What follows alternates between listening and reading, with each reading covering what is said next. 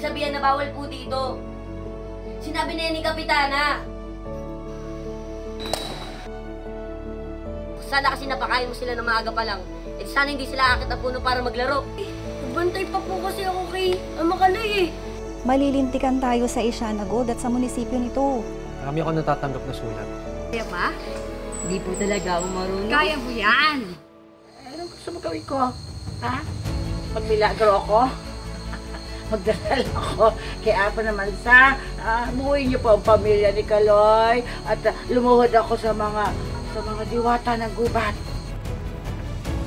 Tayoy! Pinalagpas na namin nung nakaraan yung pagkuha niya ng mga gulay dun sa taniman.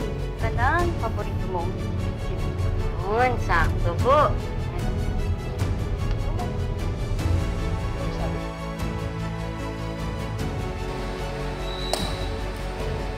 Bakit ano yan?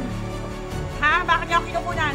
Ito po yung ordonansa sa batas. Ako, 3 beses na nahutong ginagawa. Magbulutan na po kayong 3,000. Ano ka mo?